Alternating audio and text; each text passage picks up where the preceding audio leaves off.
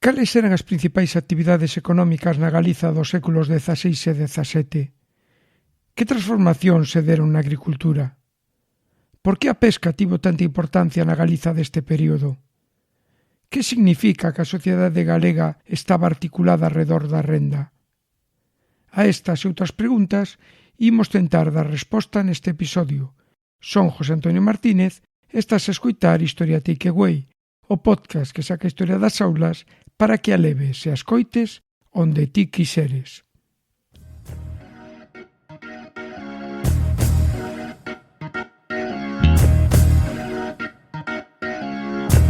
Historia Takeaway.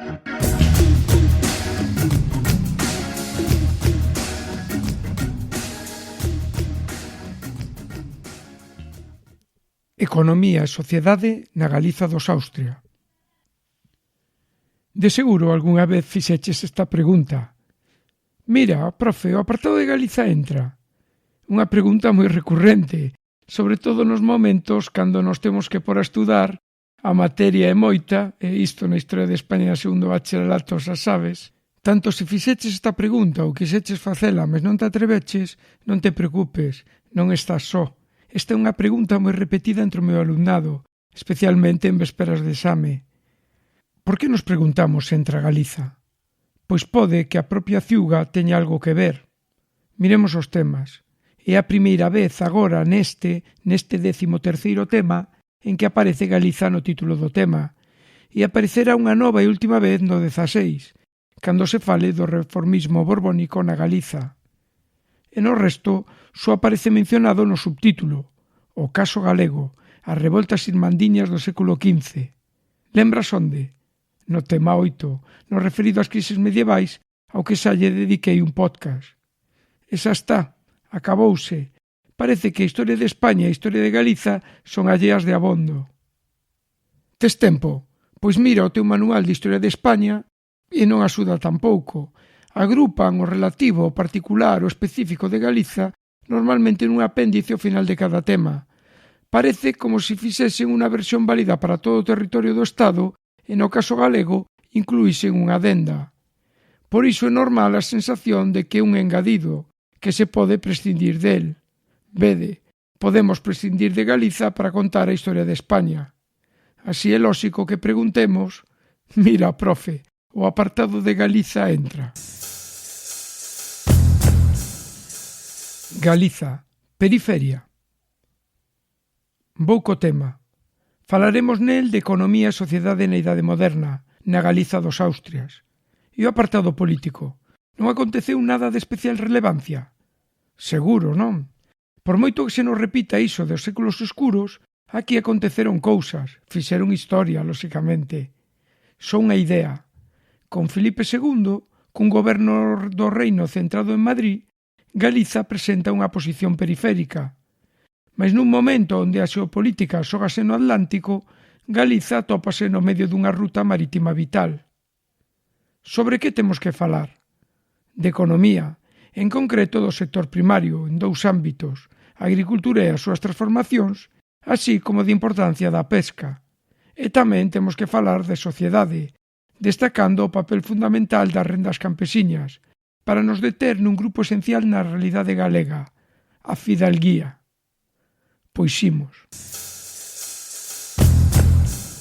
A agricultura e as súas transformacións. O punto de partida xa o coñeces, é o característico dunha economía do antigo réxime.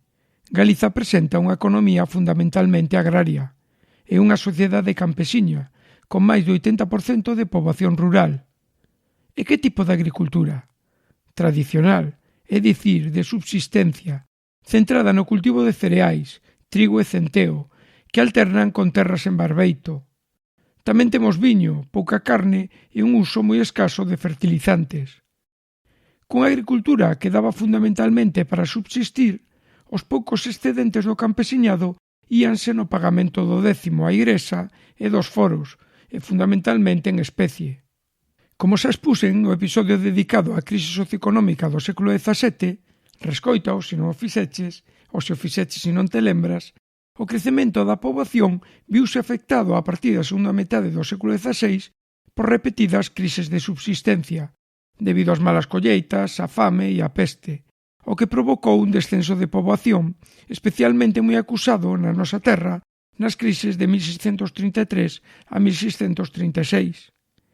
Esta crise económica e demográfica está detrás das transformacións que se van dar xa no propio século XVII coa introdución de novos cultivos, especialmente o millo e posteriormente a pataca, que van ir avanzando da costa cara ao interior.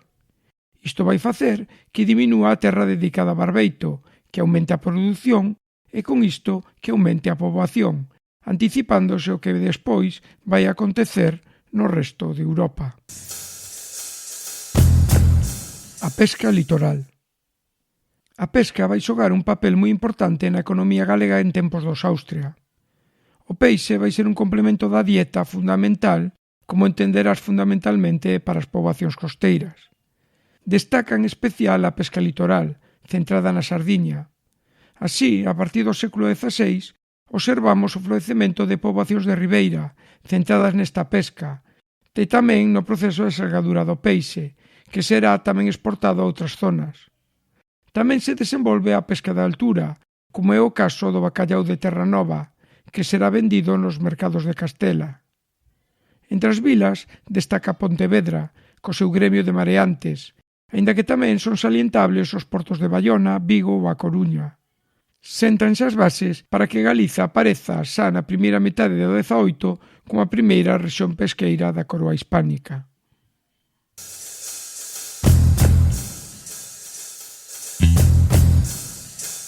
Unha sociedade articulada ao redor da renda.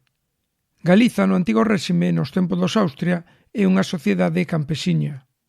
O se diríamos, parafraseando, é o campesiñado que levanta o país. Con máis do 80% da poboación rural, coa agricultura como actividade económica primordial e hexemónica, e o traballo do campesiñado e as rendas que dese traballo se xeneran o que sostén a todos os grupos sociais. Porque sí que podemos decir que Galiza é unha sociedade rendista, unha sociedade que se articula alrededor da renda. O traballo do campesiñado xenera unhas rendas que sosteñen económicamente os grupos dominantes, clero, alta nobreza e fidalguía. Como se concretan estas rendas? Son as que derivan dos contratos agrarios, polo cultivo da terra, xa sexan foros, arrendamentos ou parcerías. Tamén hai outras rendas, como os censos ou os ingresos da facenda real. Mais a outra gran renda é o 10º, que todo campesiñado ten que pagar relixiosamente, como non, a Igrexa. Dicía que estábamos ante unha Galiza rural. É certo, o mundo urbano, as cidades, son moi pequenas, destacando únicamente Santiago como centro relixioso, A Coruña a portera administración do reino e Pontevedra polo seu peso na pesca. As actividades propiamente urbanas, artesanía e comercio, eran moi escasas, non sendo unha alternativa económica viável para o campesiño, que só tiña como alternativa real a emigración, tanto a América, a Portugal, como a Castela como por traballo temporeiro na agricultura. No que respecta aos estamentos privilexiados, o clero mantiña o seu papel, sendo a Igrexa a principal propietaria de terras, e, sobre todo, mantiño o importante poder político e ideolóxico. A alta nobreza, pola súa banda, fórase vinculando á corte, ocupando cargos, xa dende a época de Carlos V, o que levou a un marcado absentismo. Quen se aproveitou desta situación e vai xogar un papel central na sociedade galega do antigo réxime é a fidalguía. Non é exagerado dicir que controlan a Galiza do século XVII, converténdose no grupo social dominante. E como fixeron? Co control das rendas agrarias, en especial co control do cobro dos foros. O foro, se non te lembras, é un contrato agrario de arrendamento de terras de moi longa duración. O propietario da terra cede o seu uso en troca dunha renda. Os principais propietarios da terra en Galiza, como xa dixemos, era a Igrexa. Mais a imposibilidade de cobrar as rendas fai que ese papel se lle encargue, ou ben eles mesmos se apropien del, a fidalguía, unha especie de pequena ou mediana nobreza. Non só o cobro das rendas permite a fidalguía controlar Galiza, tamén a súa presenza en todo o territorio e o control dos concellos urbanos. vai facer que non só o seu poder medre, senón tamén a súa riqueza durante todo o século XVII, como ben podemos ver coa construción de pazos e igrexas barrocas.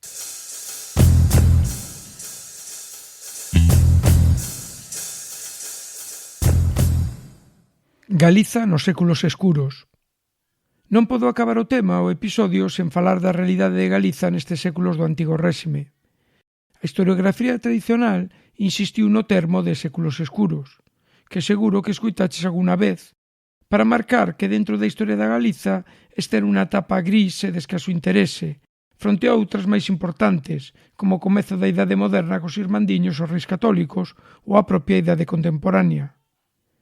Con todo, temos que dicir algo, porque así non lo pide a ciuga, cando te pide que coñezas.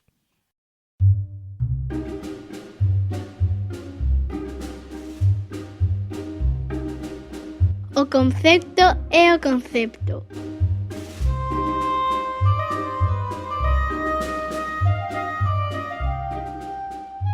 As xuntas do Reino de Galiza.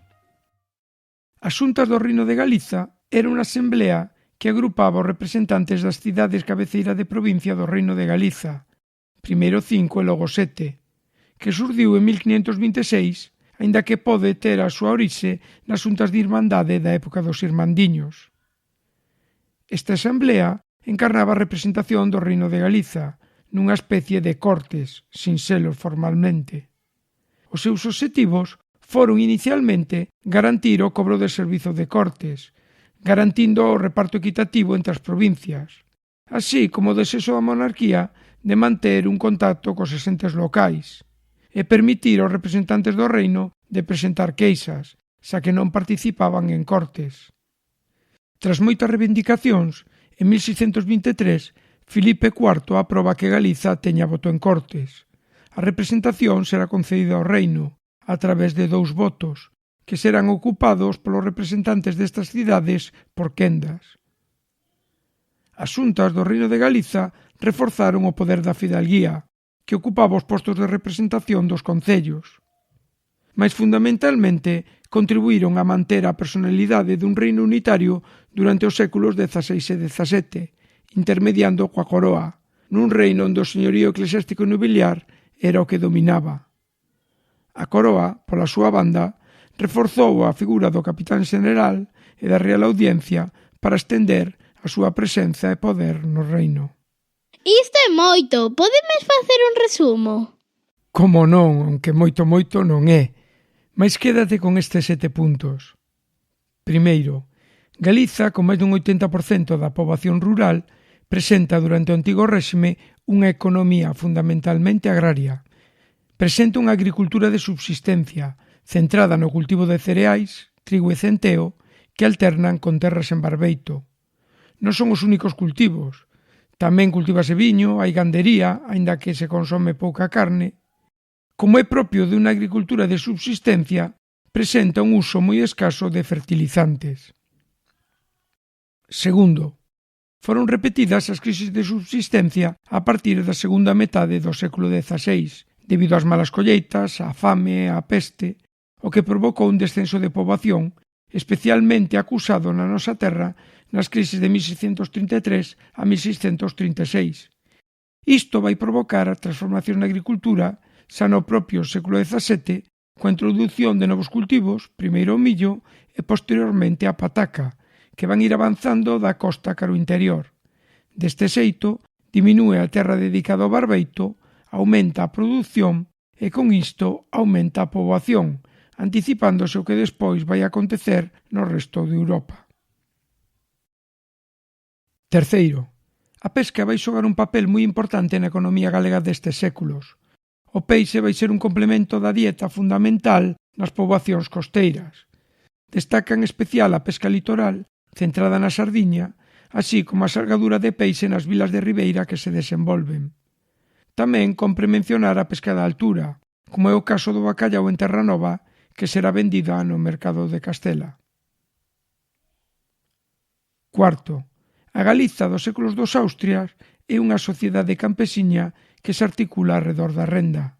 O traballo do campesiñado xenera unhas rendas que sosteñen economicamente os grupos dominantes, clero, alta nobreza e fidalguía. As principais rendas son as que derivan dos contratos agrarios, polo cultivo da terra, xa sexan foros arrendamentos ou parcerías. Mais a outra grande renda é o 10º que todo campesiñado ten que pagar á Igrexa. Quinto, Galiza é unha sociedade rural, con cidades moi pequenas, destacando únicamente Santiago como centro relixioso, A Coruña por ter a administración do reino e Pontevedra polo peso da pesca. As actividades propiamente urbanas, artesanía e comercio eran moi escasas, non sendo unha alternativa económica para o campesiñado que só tiña como alternativa real a emigración tanto a América, a Portugal, como a por traballo temporeiro agrícola a Castela. Sexto, entre os grupos privilexiados, a Igrexa mantén o seu protagonismo político e ideolóxico, sendo os principais propietarios de terra.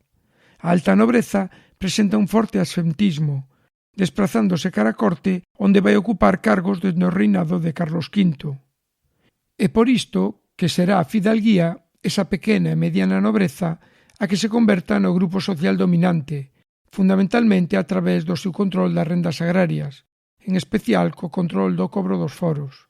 Presente en todo o territorio e co control dos concellos, a fidalguía medará en poder e riqueza durante todo o século XVII, como podemos ver coa construción de pazos e igrexas barrocas.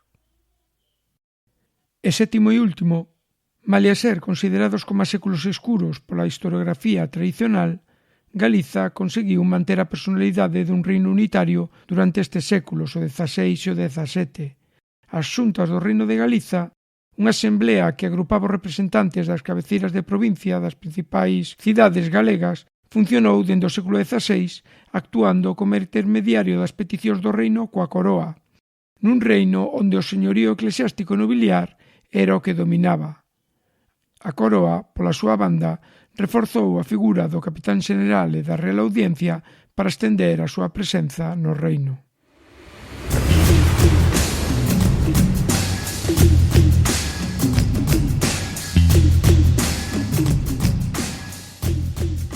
E xa chegamos ao final do episodio. Non é por ser pesado, pero sono. Si tedes dúbidas, preguntas, suxestión, calquera cousa, non dubidedes en contactar. @facemoshistoria en Twitter, facemoshistoria @facemoshistoria.gal se quedes utilizar o correo electrónico e visitade a nosa web facemoshistoria.gal, onde atoparás contidos, ligazóns, ali todo xuntiño. Xa sabes, vémonos, escoitámonos.